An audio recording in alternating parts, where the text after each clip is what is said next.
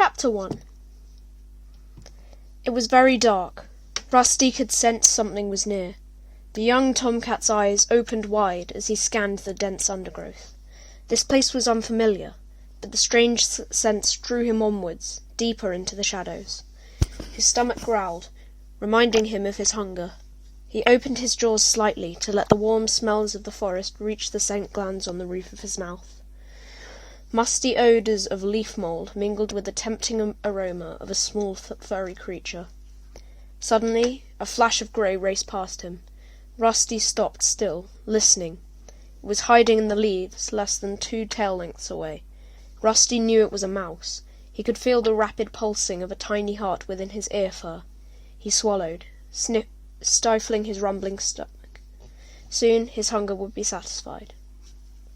Slowly, he lowered his body into position, crouching for the attack. He was downwind of the mouse. He knew his prey's position. Rusty pushed back hard on his haunches and sprang, kicking up leaves on the forest floor as he rose. The mouse dived for cover, heading towards a hole in the ground, but Rusty was already on top of it.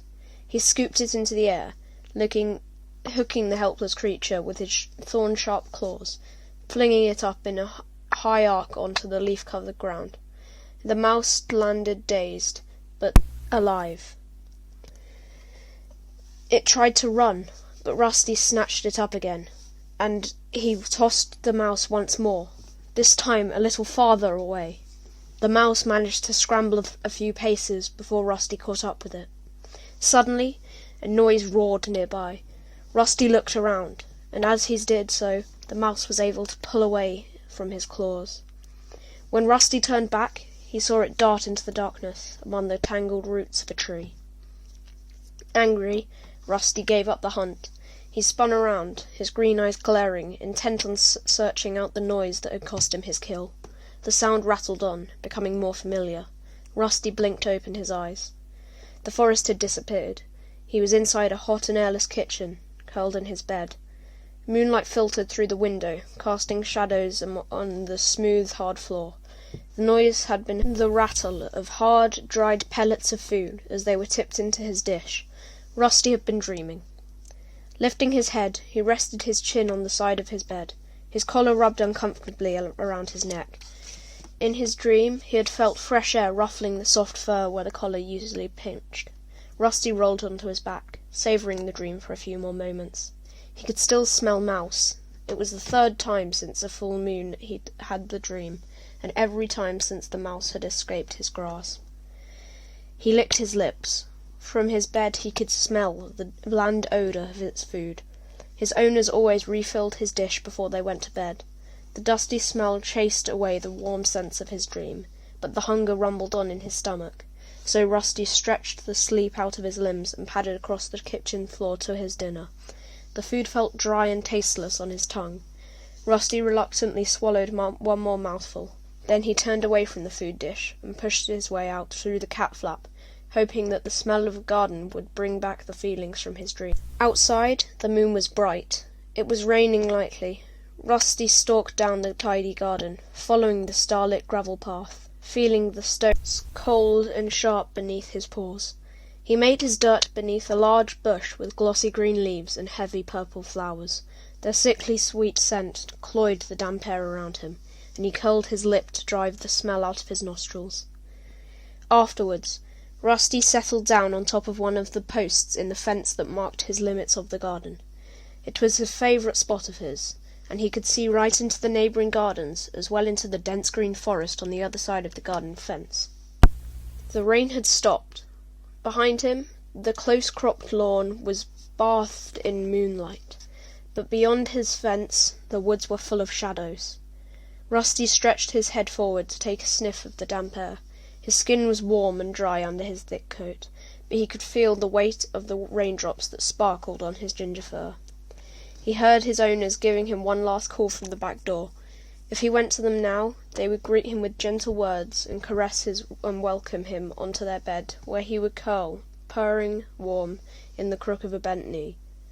But this time Rusty ignored his owners' voices and turned his gaze back to the forest. The crisp smell of the woods had grown fresher after the rain. Suddenly, the fur on his spine prickled. Was something moving out there? Was something watching him? Rusty stared ahead, but it was impossible to see or smell anything in the dark, tree-scented air. He lifted his chin boldly, stood up, and stretched, one paw gripping each corner of the fence post as he straightened his legs and arched his back. He closed his eyes and breathed in the smell of the woods once more.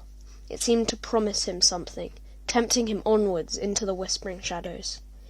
Tensing his muscles, he crouched for a moment. Then he leaped lightly down onto the rough grass on the other side of the garden fence. As he landed, the bell on his collar rang out through the still night air. "Where are you off to, Rusty?" meowed a familiar voice behind him. Rusty looked up. A young black and white cat was balancing ungracefully on the fence. "Hello, Smudge," Rusty replied. "You're not going into the woods, are you?" Smudge's amber eyes were huge. "Just for a look," Rusty promised, shifting uncomfortably. "You wouldn't get me in there. It's dangerous." Smudge wrinkled his black nose with distaste. "Henry said he went into the woods once." The cat lifted his head and gestured with his nose over the rows of fences towards the garden where Henry lived. "That fat old tabby never went into the woods," Rusty scoffed. "He's hardly been beyond his own garden since his trip to the vet. All he wants to do is eat and sleep." "No, really, he caught a robin there," Smudge insisted.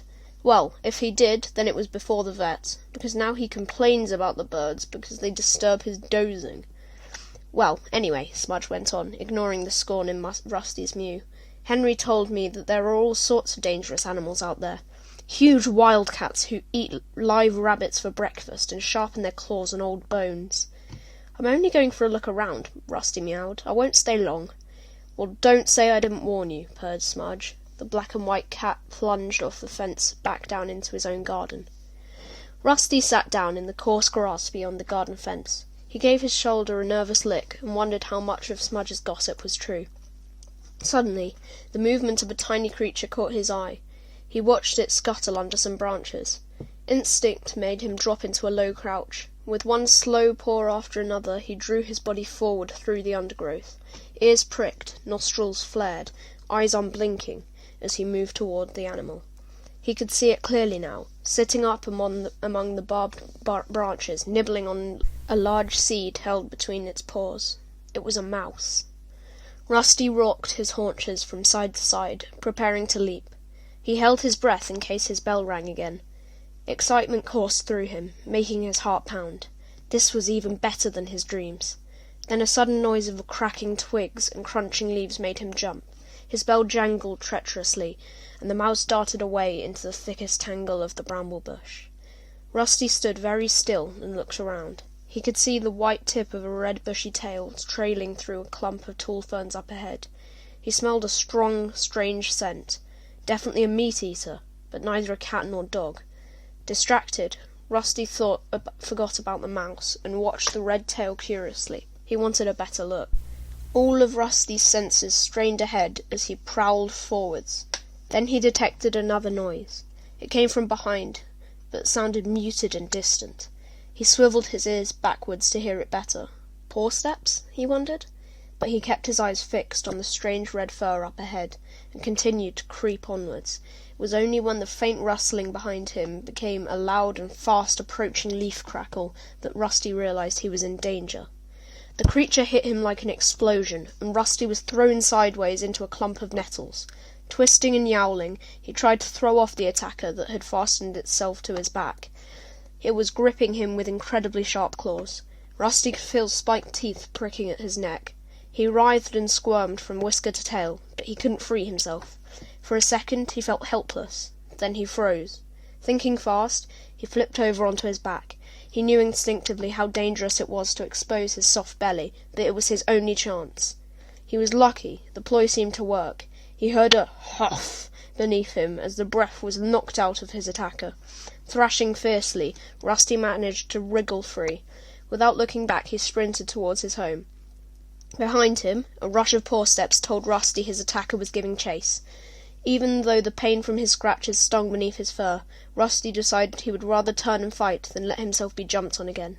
He skidded to a stop, spun around, and faced his pursuer. It was another kitten. with a thick coat of shaggy grey fur, strong legs, and a broad face. In a heartbeat, Rusty smelled that it was a Tom, and sensed the power in its sturdy shoulders underneath the soft coat. Then the kitten crashed into Rusty at full